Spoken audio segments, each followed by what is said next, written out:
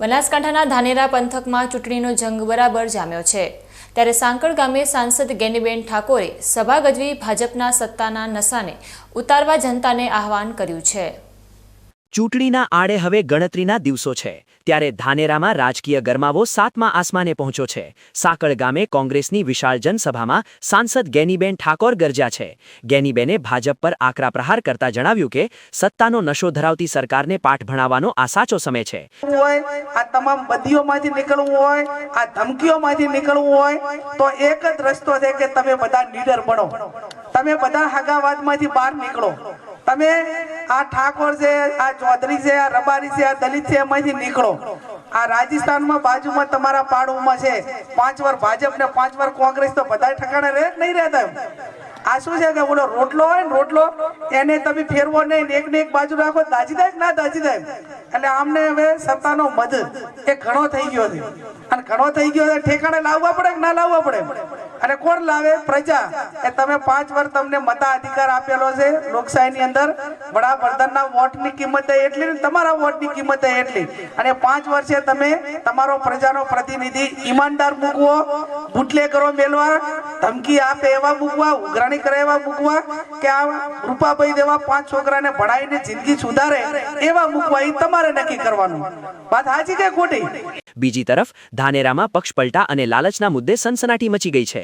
કોંગ્રેસના ઉમેદવાર ઈશ્વરભાઈ ચૌધરીએ ભાજપ પર મોટો આક્ષેપ કરતા જણાવ્યું છે કે ઉમેદવારોને તોડવા માટે 25 થી 30 લાખ રૂપિયાની મોટી રકમની લાલચ આપવામાં આવી રહી છે।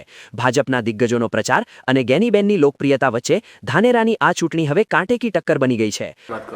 આજે જોરાપુરા તાલુકા પંચાયત સીટના ઉમેદવાર તરીકે આજની સભામાં અમારા લોકલાડીના સાંસદ શ્રી ગેનીબેન ઠાકોર સાહેબ, પૂર્વ ધારાસભ્ય નથાભી સાહેબ અને અમારા વિસ્તારના ચારે ગામના લોકો ઉપસ્થિત રહી અને મને જીતાડવા માટેનો બધાએ સંકલ્પ કર્યો છે। અને જે વાત કરું તો ધાનેરા તાલુકા પંચાયતની આ વખતે તાલુકા પંચાયતની કોંગ્રેસની બોડી બની રહી છે, જિલ્લા પંચાયત બી બની રહી છે। ભારતીય જનતા પાર્ટીના મિત્રો જ્યારે અમે ઉમેદવાર ઊભા કરવા જતા હતા એ વખતે ડિસ્ટર્બ કરીને કોંગ્રેસના ઉમેદવારોને ખસેડવાની કોશિશ કરતા હતા, પણ અમારા યોદ્ધાઓ એટલા મજબૂત હતા કે એમની સામે ઝૂક્યા નહીં। છેલ્લી ઘડીએ એ લોકો ઉમેદવારી પત્ર પાછું ખેંચવા માટે 25-30 લાખ રૂપિયાની ઓફરો જિલ્લા પંચાયત સભ્યોની કરતા, તાલુકા પંચાયત સભ્યોની 5-10 લાખની ઓફરો કરતા હતા, છતાં એની સામે અમે અડીખમ ઉભા રહ્યા છીએ। આજે એ લોકો હવાતિયા મારે છે અને પબ્લિકને, લોકોને ધમકીઓ આપે છે, ત્યારે પબ્લિકને ખબર છે કે ક્યારે ધમકીઓ આપતા હોય, એમને ખબર છે કે આ વખતે તાલુકા પંચાયત કોંગ્રેસની બની રહી છે। હું તાલુકાના સર્વ મતદારોને વિનંતી કરું છું પ્રમુખ તરીકે કે આ વખતે તમે કોંગ્રેસની બોડી બનાવો અને કોંગ્રેસની વિજય બનાવો। આ લોકો જે હલકી ભાષા વાપરી અને ધમકીઓ આપે છે, અમે પાણીના પાઇપલાઇન લઈ જતા રહીશું, પાણી નહીં નાખી, કેમ તમારી છે, તમારી જાગીરી છે, તમે નહીં નાખવા દો? આ પ્રજાના પૈસાથી જે ટેક્સ આવે છે એના ટેક્સના પૈસાથી જે વિકાસના કામો થાય છે, કોઈને ઘરના પૈસા કોઈ આપતું નથી। એટલે હું સર્વ મતદારોની વિનંતી કરું છું, જે લોકો આવી હલકી ભાષા બોલી અને ધાક ધમકીઓ આપે છે એમને જાકારો આપો અને તાલુકા પંચાયતમાં અને જિલ્લા પંચાયત કોંગ્રેસની બોડી બનાવો।